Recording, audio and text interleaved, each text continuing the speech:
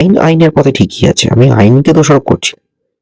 আইনের প্রপার ব্যবহার বা লুপহোলস গুলো এমনভাবে ইমপ্লিমেন্ট হয়ে যাচ্ছে, ডিপ্লয় হয়ে যাচ্ছে, তাই আল্লু অর্জুনের মতো লোক আজকে জেলে চলে গেছে। মানে পুষ্পা টুতে গোটা দেশ ঝড়ে কাঁপছে, অথচ সেই পুষ্পা করার জন্য যে লোকটি আজকে এত জনপ্রিয় তাকে জেলে যেতে হয়েছে, নাথিং এলস।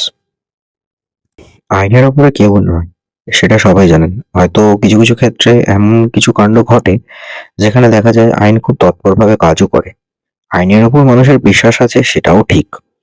তো আজকে আমি কয়েকটা কথা না বলে পারছি না, জাস্ট আমি কয়েকটা কথা বলে ছেড়ে দেবো, ঠিক আছে? আপনারা বাকিটা নিজেরা ভাবুন। গত সপ্তাহে যখন পুষ্পা টু রিলিজ করেছিল 5ই ডিসেম্বর, তার ঠিক আগে একটা স্ক্রিনিং হয়েছিল, যেটা খুব বড় করে একটা প্রিমিয়ার হয়েছিল, যেটা সবাই দেখেছেন, যে একটা বইয়ের প্রমোশন ভিডিও বা প্রমোশন করার জন্য কিভাবে নায়ক নায়িকারা আজকাল উপস্থিত হন, এবং হয় না যে দর্শকদের সাথে কি করে তারা মিলেমিশে যাচ্ছে, এবং বইটার প্রচারে এটা খুব কাজে লাগে, যেটা বর্তমান সময়ে খাদানের ক্ষেত্র হচ্ছে।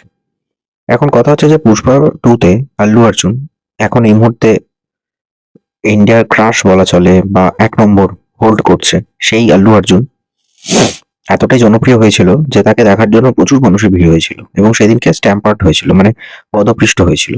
সেই সময় পদপৃষ্ট হয়ে বেশ কয়েকজনকে হসপিটালে ভর্তি করার পর আজকে দুজন মারা যায়।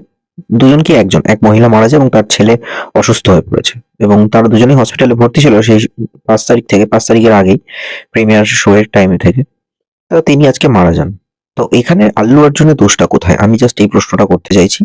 যে আল্লু অর্জুনকে আজকে অ্যারেস্ট করা হয়েছে এবং তার 14 দিনের জেল হেফাজত হয়েছে, মানে আজকে অ্যারেস্ট হয়েছে, তারপর তার মেডিকেল টেস্ট হয়েছে, তারপর তাকে কোর্টে প্রডিউস করা হয়েছে এবং কোর্ট তাকে 14 দিনের জেল হেফাজত দিয়েছে।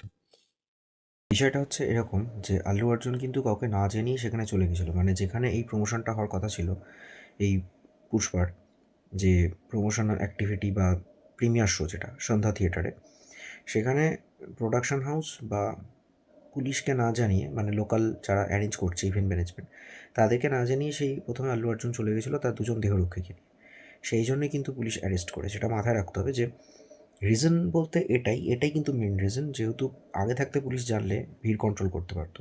এবার অনিয়ন্ত্রিত ভিড় হয়ে গেছে, এই অনিয়ন্ত্রিত ভিড়ের জন্যই কিন্তু তাকে অ্যারেস্ট করা হয়েছে। এটা মানছি যে হয়তো সেটা জানিয়ে গেলে হতো, তবে একটা রিজন থাকে, তো সেই রিজনটাই করা হয়েছে, যে মানে অনিচ্ছাকৃতভাবে করা হয়েছে। এবং তার যে মহিলাটি মারা গেছে তার বয়স 35 বছর। তো ন্যাচারালি তার বাড়ির লোকও একটা পুলিশের কাছে গেছিলো এবং একটা করেছে, কেস ঢুকেছে, সেই জন্যই পুলিশ তাকে অ্যারেস্ট করেছে। এটা হচ্ছে মেন রিজন, সেই জন্য কোর্টও তাকে 14 দিনের জেল হেফাজত দিয়েছে।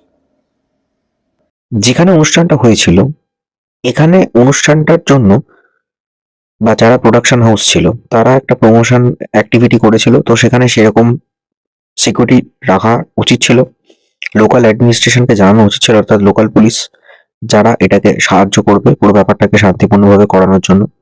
ওভার গ্যাদারিং যাতে না হয় সেটা দেখতে হবে।